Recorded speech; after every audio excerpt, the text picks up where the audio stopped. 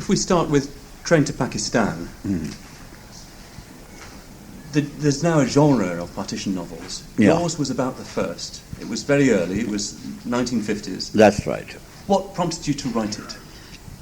Well, I lived through some of the experiences. I was in Lahore till August. I think I left Lahore first or second week of August 47. And by then Lahore was in flames. We saw the parts of the city go up in flames and fighting and shouting. And I was advised by an English friend who was head of the police then, been in college with me, and he said, you better go because the neighboring houses, which were Hindu or Sikh, had been vacated. People had left, they'd fled, locking them up. And my next door neighbor was a Parsi. He had written huge letters, Parsi ka makan. The other one side was a Christian. He had big crosses outside, and there was me in the center. So he said, you come back when this is all over. So I left my home to a Muslim friend, Manzoor Qadir, who later became Foreign Minister of Pakistan, and came away to join my children. I'd left them sent them on to Kasauli, where their grandparents were living, and my wife and I took the train, and with an escort of Baluch policemen provided by this English friend, and we came away. And I was in Kasauli when the whole thing blew up, and I didn't know what to do, where to go, and I took the car and decided to come to Delhi, first to see the transfer of power, if be in time, and then to make up my mind what I was going to do with my life, because I was a lawyer in Lahore, and all my practice and law books and everything were on the other side. It was a memorable drive. I drove from Kasauli along the Grand Trunk Road to Delhi, and the whole countryside was petrified. There was not a sign of life anywhere. It was really eerie. Until I came near Delhi, about 20 or 30 miles short of Delhi, I saw a jeep coming from the other side. So I pulled up on the side of the road and waited for the jeep to move. They pulled up too. And we eyed each other for a long time. Then I saw 3 or 4 Sikhs step out of the jeep, all armed with rifles. And I drove up to them and asked them. And it was really blood-curdling. They said, we've eliminated all Muslims in this area. It was chilling to hear this kind of talk. But in any case, they were not, they were fellow Sikhs. So I got a sense of reassurance and drove into Delhi. I think I was here on the 12th or 13th of August. And then I joined this enormous crowd outside Parliament to hear the proceedings from the outside. There being loudspeakers being fitted. I heard Nehru make his famous speech, Tryst with Destiny's speech, and Sucheta Kripalani's voice singing the national anthem. A lot of loud applause outside and shouting of slogans. Long live Gandhi, long live independence. And mind you, most of these people were, like me, refugees. They'd just come, so their wounds were fresh. Next morning I went to the Red Fort to see the Union Jack being hauled down and the tricolour go up on the Red Fort ramparts. And that was even more memorable because Lord Mountbatten did the lowering of the Union Jack. And there were a lot of British officers with him. It was amazing, the sudden change in the attitude towards the British. They became the most loved people in the country overnight. I couldn't believe this. They were being cheered and officers being taken shoulder high and all that. The whole transformation had taken place. It was really a revolution in that sense. But then I was one of the lucky ones. I had a home to come to. My parents were living here. The others, for the first few days, it's absolutely appalling. Every street, every monument, every shop front, all people sleeping there, well-to-do families reduced to beggary, girls plying tongas, not beggary in the sense that you never saw them beg, but they were reduced to earning livelihood as porters or anything they could. I was fortunate. I got an appointment to London in the diplomatic service because they were looking, they'd opened up embassies. It was really overnight. 100 embassies to be opened up in different parts of the world, and jobs were going. I was given a short interview by Sardar Patel, who was in charge of the foreign publicity, and got posted in London. But the sense of guilt that I had not been able to do anything to prevent this horrible killing that had gone on. One just saw, one heard, one saw corpses lying here and there, the city go up in flames, and unable to do anything except foregather in our homes, and Muslims and Hindus and Sikhs, and drink in the evenings. And it's later on said, one could have perhaps done a little bit more in saving lives or doing something. And then I got working on this novel. It's a kind of guilt-ridden that I had not been able to do anything. That I created this novel. I knew some villages which would answer the description. I located them alongside the river, because that incident was in fact correct. The final incident in the novel where they tried to massacre a train load of Muslims going towards Pakistan by stretching a rope across the bridge which would knock down people sitting on rooftops of the trains. That'd be hundreds of them. And then killing the others. I made the Sikh, the man who gave up his life for the sake of his Muslim girlfriend. That was concocted. But in order to be able to tell the story, some of it was made up. The others characters were from real life. People who know me were able to recognize who the characters were.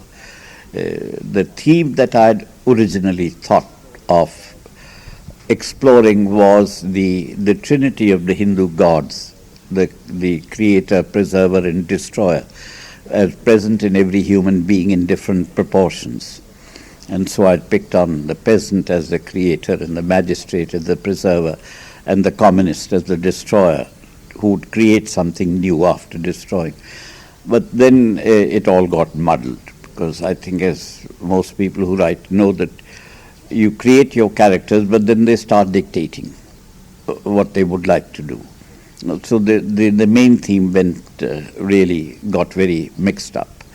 And I finished the novel, and fortunately for me, it won an award for the best novel from India, from an American publisher. And it didn't do so well with its original title, which I had given the name of the village, Mano Majra, where the whole scene is located. When the English publishers took it up, Chatto and Windus, I suggested a new title, The Train to Pakistan, and immediately it became a bestseller. It was as simple as that, and got published and translated in all European languages and Indian languages, and it continues to sell to this day. It's now nearly 50 years that I wrote this novel, and editions keep coming out, much to my pleasure, and now it's to be filmed by the Film Corporation. The Pune Film Institute has just commissioned Pamela Rooks to direct the film. Did you have anybody in mind for the communist character in the novel? Yes, very distinctly. He's still around, a man called Daniel Latifi, who was in fact a communist, a very close friend. He's son of a very senior ISIS officer, Sir Alma Latifi's son. And he had done his bar in England and come and joined the Communist Party. And many times he used to stay with me when he was very sick. He couldn't eat the food they were giving him at the party headquarters, so I used to have him over to stay with me.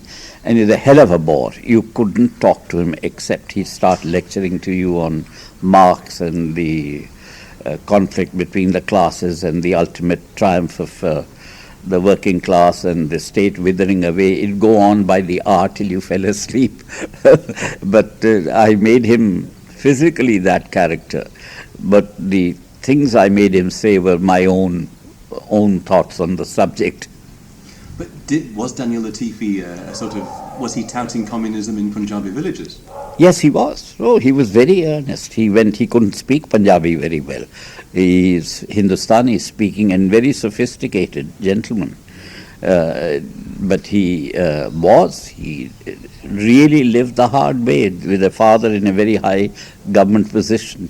This man was living in the party headquarters and working amongst the peasants and amongst factory workers and the railway union and all that kind of thing. He used to go out sticking posters at night, and he was arrested. He was beaten up and arrested while doing so at night, and he was in jail for a little while. He's a Muslim? He's a Muslim. In the book, if I remember right, the communist is a Sardar? Well, I make him I give him a name which would go either for a Muslim or a Sikh, Iqbal, which can be, both names can go. But I didn't really clearly identify him through his community, because in fact, the fellow had no religion. But nevertheless, I get the impression that doesn't he say something or do something at some stage in the book which makes the priest at the Gurdwara think that he's a Sikh? That's right. Well, he behaves like one there in the Gurdwara, but he's not really quite familiar with what goes on in a Gurdwara. And that's why the name leaves you guessing what his religious communal identity was. And Mano Majra? That's a village. There was a village very near Lahore, which I used to visit because I was involved representing a party in a murder case. And for the heck of it, it wasn't very far from Lahore. So I went to see the scene of the crime, and I got very enchanted with the village. It was a largely Sikh-owned village with a few Muslim families.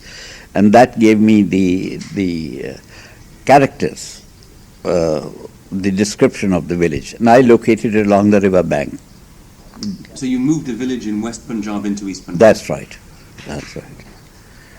So Mano Majra is still there, one assumes? Well, it should be there, and it should be in the other side, in Pakistan.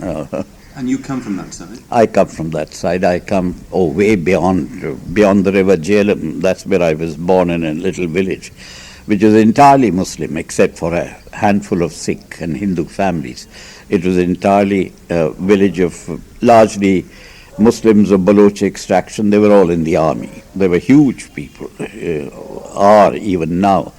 The Viceroy's bodyguard, most of the people had to be over 6'4" or something, and they came from that village. They were Muslims, but we remained very friendly. When my father was settled here, these fellows used to come visit us frequently in our home here.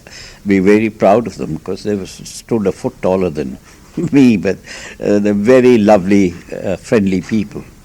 And you were always a turban Sikh? Your family were turban Sikhs? We were always Sikhs. We were Sikhs for several generations.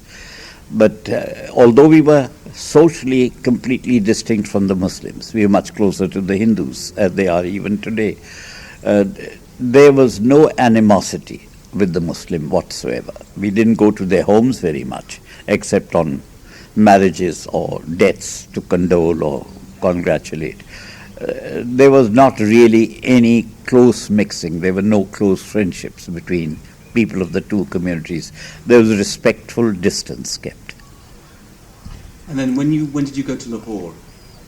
I was educated first in St. Stephen's College here, then Government College, Lahore. My father wanted me to be a lawyer. I had no voice, no choice in the subject. So after taking a degree from Lahore, I went to England. I did the bar there from the Inner Temple and an LLB from King's College, London.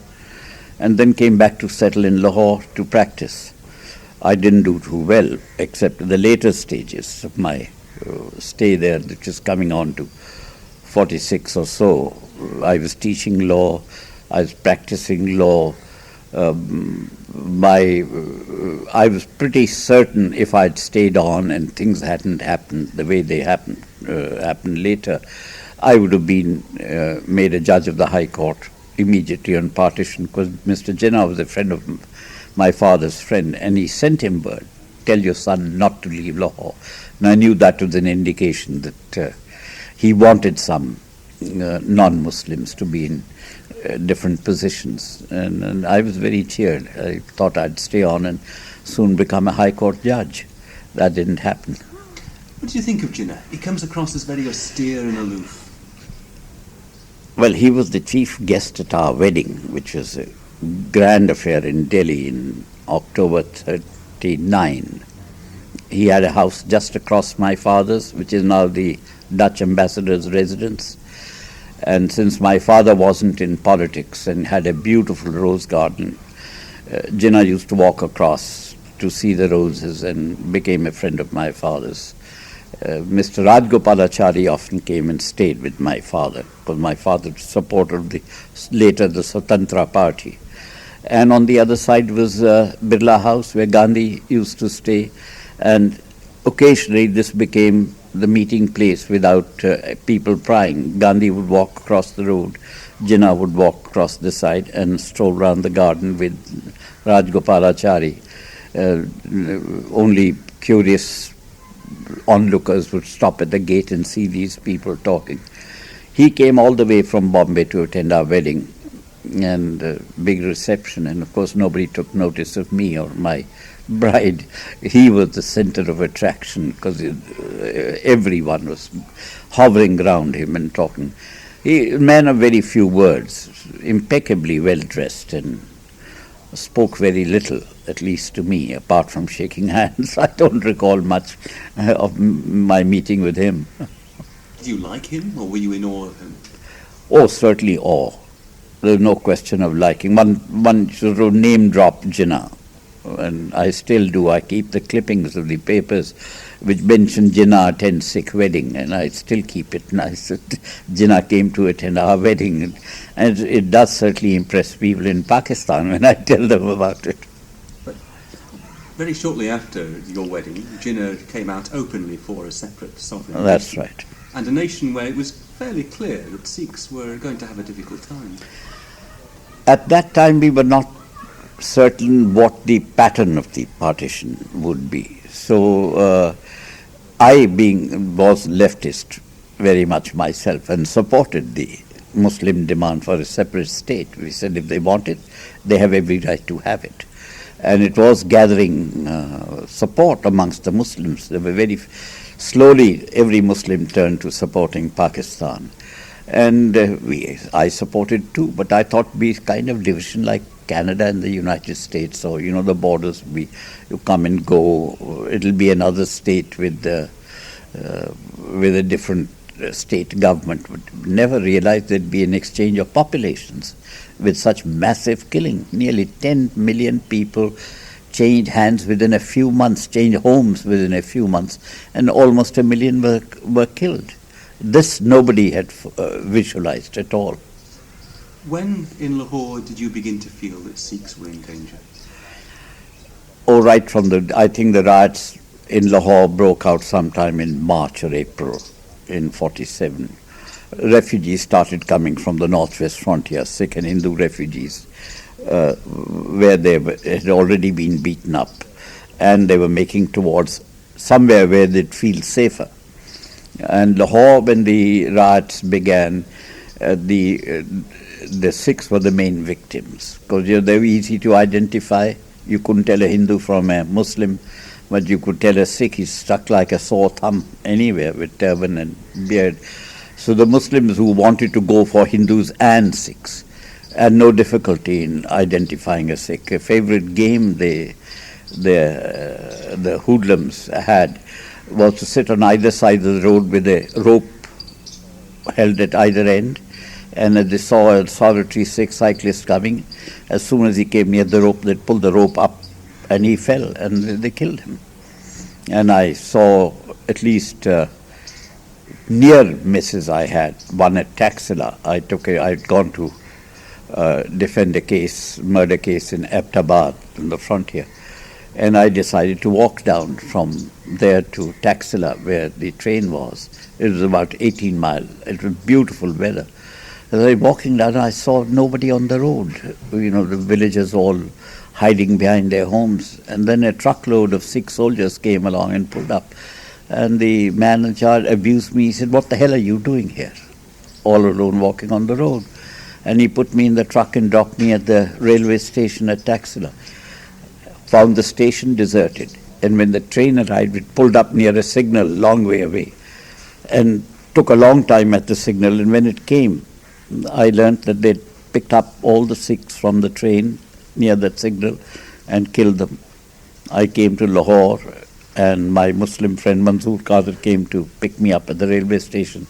The railway station was deserted. And he said, you know, there are killings all over the place.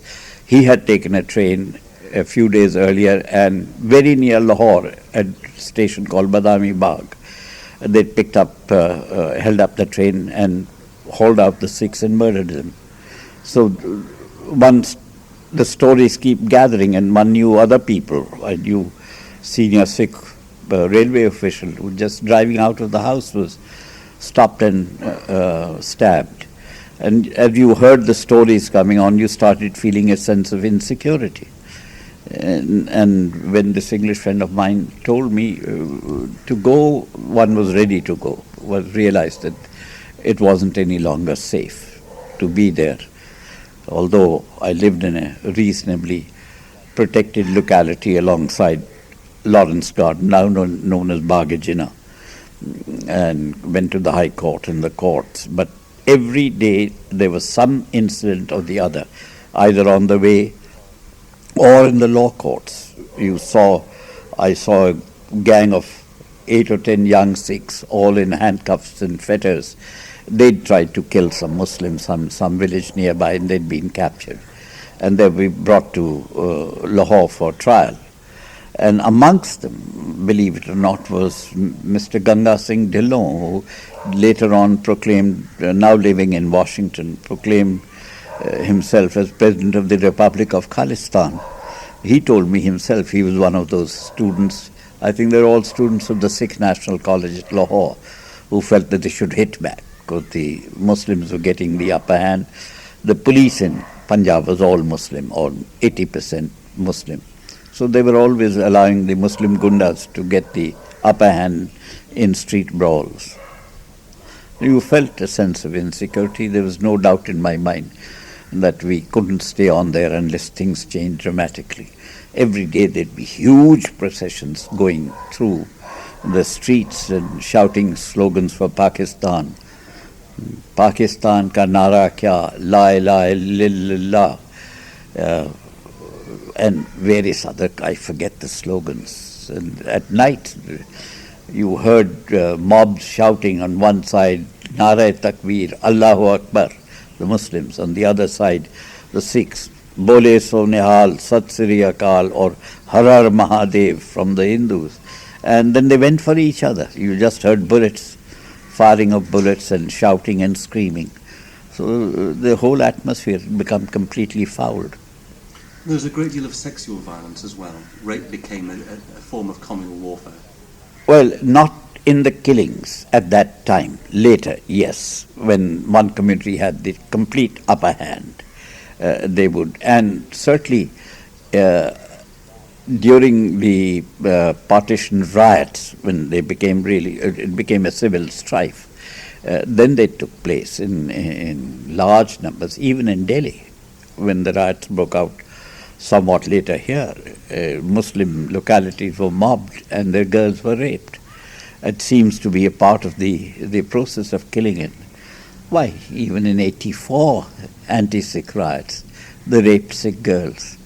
So I don't know, when bloodlust is up, one form of expression is raping women.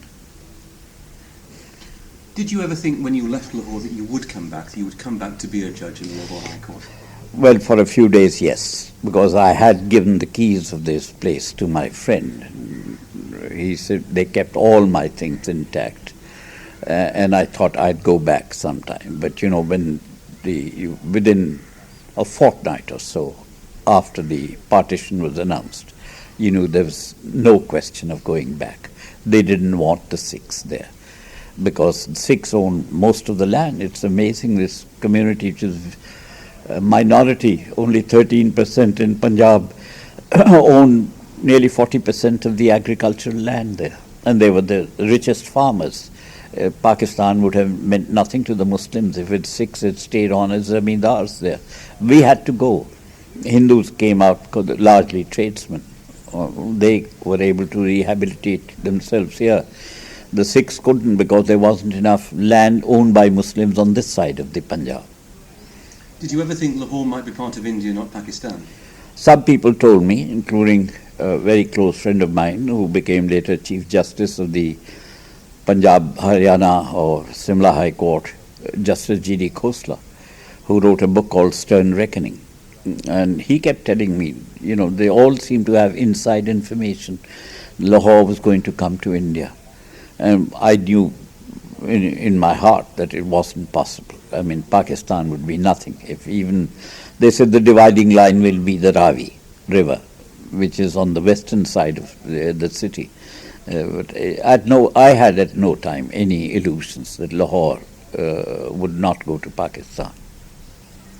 When you crossed over, when you were in India, when you were in Kasauli and heading down to Delhi, did you feel that other Sikhs who'd come with you, other Hindus who'd come with you from West Punjab, were determined on revenge? Yeah, met many. I was involved in a brawl myself. I'd been in London for a few months when I was summoned back to face the Public Service Commission to be confirmed in my post. And after the interview in Metcalfe House, which is old Secretariat, I was driving through, coming back through Sabzi Mandi, and suddenly I came across a mob. The whole street was clogged, and I was being driven by a driver, and I told him to stop. And I went out and saw what was going on. There were 3 people. They'd got 1 Sikh and 2 Muslims and a cow. And the mob was armed with iron rods and staves, and I got in front. I said, "What's this going on?" They said, "These are 2 Muslim butchers. They were taking this cow for slaughter." And I said, "What about this Sikh?" He said, "He sold the cow to them. We're going to kill them." They didn't want me to kill the Sikh. They went to just beat him up. But the Muslims they were going to kill. They'd examined them and found that they were circumcised and they were lying. And I, in a sheer fit of bravado, I said, "You're going to do nothing of the sort." I put my arms around the Muslims. I said, "No, we're not going to touch them. I've seen enough." So they threatened to do violence to me. And I pleaded with them then. And I said, "Let's take them to the police station." I took them to the police station with this cow and the 2 people and the mob. And there was a station house master, he's a Hindu. I spoke to him. I said, take these men in custody, otherwise they'll be killed. And he said, "Why should I take them in custody? They've committed no crime." I said, "But you see, the mob will kill them." And he said, "I don't give a damn." And I then said, "I'm a government official." So he said, "You can be anything you like. You fuck off." That kind of words. So I took this mob behind, following me and these 3 men, and came to Tisazari, where there was a veterinary hospital at that time. And the doctor was a Sikh. I pleaded with him. I said, "Take these 2 men in custody for cruelty to whatever you like." And he said, "Why should I do so?" I said, "They'll kill him." He said, "Let them die. Who am I?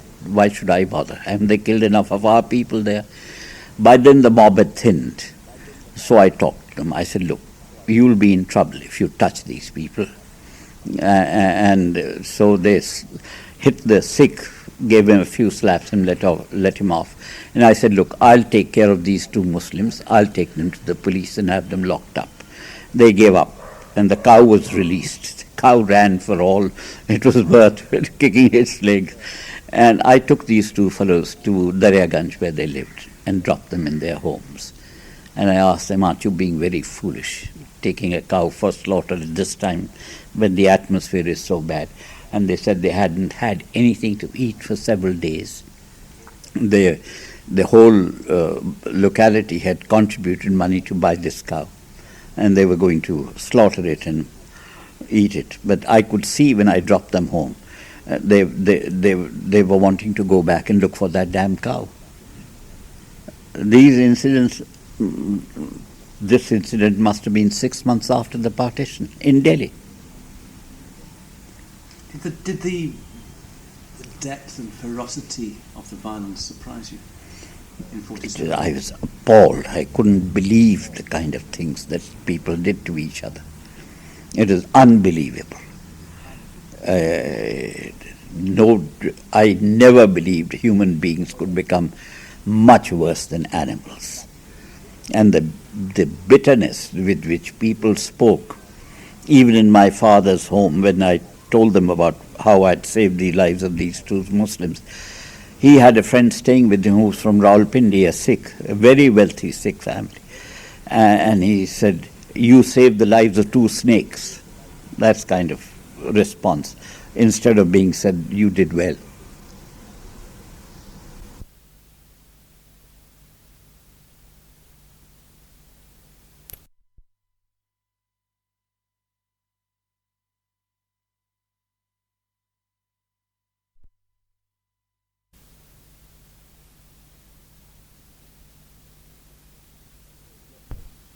What lay behind what you call these bad times? What emotions which had been suppressed for decades or centuries came to the fore? What's your conclusion? Well, I am pretty certain that the division was inevitable.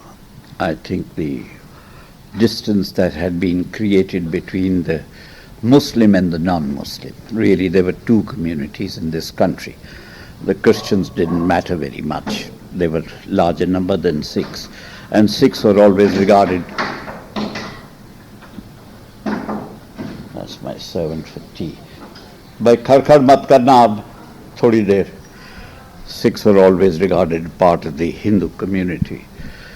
It seemed to me inevitable when the British were about to leave the country, well before the time they left the country, that there had to be some kind of readjustment of boundaries of states.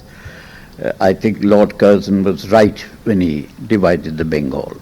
I think that's what happened later. Punjab and the northwest frontier and Sindh were predominantly Muslim. They could have been a separate thing, but the British had brought that feeling about that we were two different people. I don't think they deliberately divided us to be able to rule. I think that's a cliche which I don't think has much substance, except for giving separate electorates when they introduced democratic institutions, that Muslims could only vote for Muslims, and that I think was a very mischievous move if they wanted the country to remain together. And they indeed did want. When it became inevitable, it couldn't remain together. But they had sown those seeds which sprouted into the demand for partition. All along the British rule, there was what has been described the Patal Ganga, a Ganga flowing under the ground, which is Hindu resurgence. Because as soon as the Muslim rule was over and the British took over, the feeling amongst the Hindus that this was a Hindu country. And they were in the vast majority. And it had to be returned to the Hindus. I think people like Gandhi and Nehru and Azad, others, tried to impose a secular facade on the country. But the Hindu resurgence was too strong. They would never have tolerated Muslims in positions of any strength. Except as sort of nominal chief ministers here and there. And you could sense that. The Muslims sensed it much stronger. And they weren't going to be a part of that. I think by the time the Second World War was on, and the division was pretty clear. Mentally, the two people had been divided. They knew that the British were going to leave at the end of the war.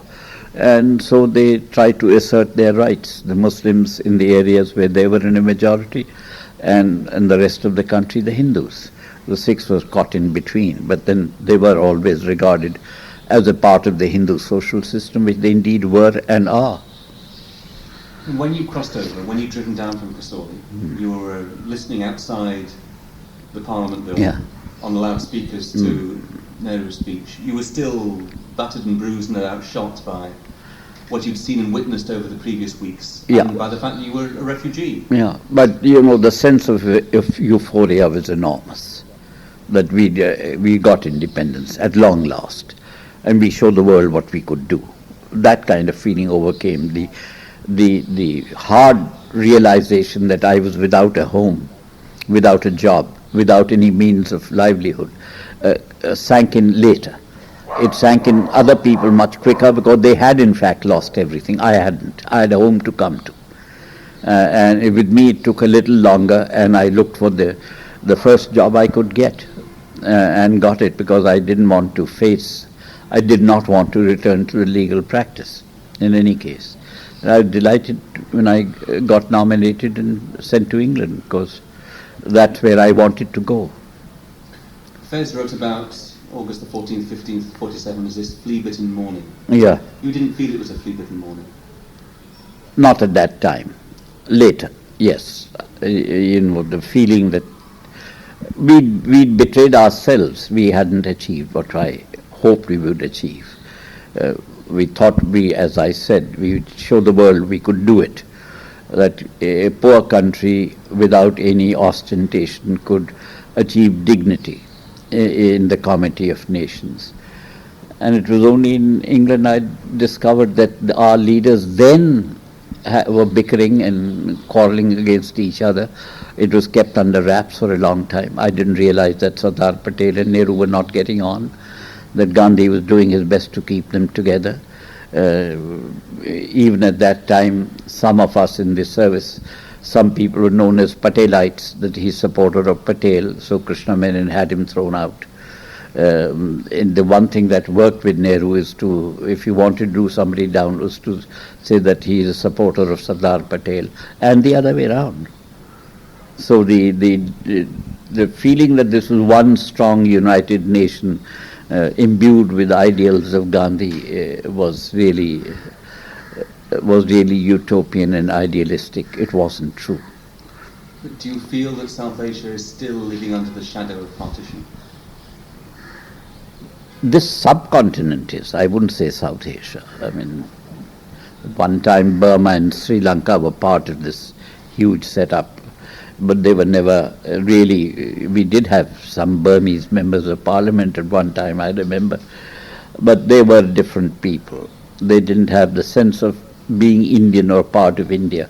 There are some people who still don't have it, who are within our borders, like the tribes in the northeast, Nagas and Mizos, or for a while the Sikhs who wanted a separate state. But by and large, I'd say in the last 50 years, a sense of Indianness has grown in the country. And people are conscious, despite all their differences, religious or linguistic or racial. There is an overall feeling of Indianness which has grown in the last 50 years. And in terms of writing Train to Pakistan, you say it was intended to be to release a sense of guilt. Was it cathartic? Did it work? Yes, it did work in the sense that I deliberately made myself into a pro-Muslim, because I felt that all this had come about because of the venom we stored in our bodies against the Muslims. And it is an act of deliberation that I made myself, and all my friends today here, the Indian friends, are Muslims. I've editing the Illustrated Weekly for nearly 10 years. I never allowed anyone to write anything against Pakistan. And on Jinnah's birth centenary, I think it was, I produced a special issue for Jinnah with him on the cover page, picture on the cover page. People were amazed that I could do it, but I did it as an act of deliberation, that we had to get over this trauma somehow or the other, and if you ran down Jinnah or maligned him, you couldn't make friends with Pakistan and not even with Indian Muslims either. But it was rather amusing denouement to this issue on Mr. Jinnah. 10,000 copies were ordered by the Pakistanis, and as soon as the first copy issued, the order was cancelled. I couldn't understand what had happened. I discovered to my horror one friend of Mr. Jinnah, Mr. Sani, who was the founder editor of the Hindustan Times, who was a very close friend of Jinnah. He'd given his recollections of meeting Jinnah and joining him in the Bombay High Court for lunch when his Parsi wife used to bring him lunch, and how Mr. Jinnah enjoyed having a glass of sherry and ham sandwiches. that cancelled the entire copy for Pakistan. They couldn't take the Qaid-e-Azam enjoying ham sandwiches. Interestingly, in Wolpert's biography of Jinnah, he talks about him enjoying ham sandwiches, but there's not a reference anywhere in that book to him drinking. Oh, he did. He liked his glass of sherry. Well, so did Pandit Nehru and all. But with the Muslims, it's very, very strong prejudice. Anyone who eats pork or anything to do with a pig is really outcast. But I didn't realize the reaction could be so violent. I didn't realize, I think Wolpert has quoted me for having said that. You've mentioned about the novel, you've mentioned that Daniel Latifi was the model for the communist. Who was the model for the magistrate? There was a man called Middah, he's dead now. He was a nice chap, he's a great womanizer. And otherwise a good chap, and very, like a typical civil servant. He would never put a step wrong. He was a magistrate, he was the city magistrate of Lahore, and he was quite friendly with me. And very smooth character. That's what I made the model, and he recognized it. It's a very democratic book because the hero in the end is an ordinary, unlettered guy. Yeah. Again, was that intentional? Yeah. I mean, it's also, in a sense, it's a tribute to the common sense of ordinary people. That's right. It was based on my own sick servant, who's a boy of 18 or 19, very strapping young fellow who couldn't care a damn about Pakistan or Hindustan or anything. He was not one bit concerned with that. And the priest also was the village priest, the village which I chose as a model. He was in fact a priest there, and his name was correct. I used the very name he had, Meet Singh. Are you proud of the book? Now, I didn't really think it was a novel in the sense of novel is written. It's more a documentary of the times. And I did feel that this book should have been filmed long time ago, because I think it has a moral. It tells a tale, but the Indian government wouldn't allow it to be filmed. They said it's too close to the partition. Nobody ever bothered to read it, or the messages trying to convey. And so only now, because the Film Institute of Pune has taken it up, that is coming close to, I don't know whether it will be ultimately, but at least they paid me handsomely to get film rights. So when is filming starting? Well, they've already, I think Pamela Rooks has already lined up a lot of people. She's approached the government she's chosen the site. The village she's chosen is somewhere in Madhya Pradesh, which he says resembles what I've described. And for the railway train and others, she's approaching the railway ministry. There are no steam engines available now, so she has to get some old steam engine to run on the railway bridge. And I've written to the railway minister to give permission for the scene to be shot somewhere near some railway bridge. And of course, the fact is, in Punjab now, there is no mixed village. There's no... No, the hardly. क्या है? कोई प्रमोद कश्यप नाम का आदमी है, सनमाई का कोई, हाँ? सनमाई का ओरिएंटल था। भाई अपॉइंटमेंट नहीं है, मैं नहीं मिलूंगा। तुमको कहा हुआ है कि कह दिया करो कि नहीं मिलूंगा। You've got another appointment? No, I haven't. There are no mixed villages now in Punjab. There are stray families in almost every village you go to. You'll find some Muslims family living there, or I've even seen them in Pakistan. In some villages, one or two Sikh families, stray families left there because the Muslim neighbors wouldn't let them go. Say, you stay, we look after you. I went to Nankana Sahib, the birthplace of Guru Nanak. The government took me, Pakistan government. I was surprised to see that there were Sikhs in the villages nearby. So they're Turban Sikhs. turban Sikhs. And the Pakistan government has been sensible. They haven't changed the names of the institutions. There's a Guru Nanak Khalsa High School in Nankana Sahib itself. Not a single Sikh student there. They're all Muslims, but they've kept those names there. About the filming of the novel, why has the government been so reluctant to give permission in the past? Basically, I think because no minister had the time to read the novel. They were just told this is on the partition. And that was it. Or some undersecretary, deputy secretary wrote that this may create communal problems. And I kept pleading with them. I said, for God's sake, read the book. It's nothing. It's the other way around.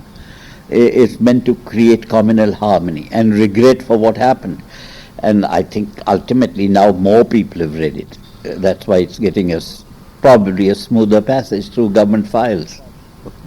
And if it's being financed by the Pune Film Institute, does that mean public money is being used to make the film? That's right. That's right. That's why I have more hope. After all, the institute is financed by the government. So the government is involved to that extent. And since they paid me, they can't take the money back. I'll leave it at that. Thank you.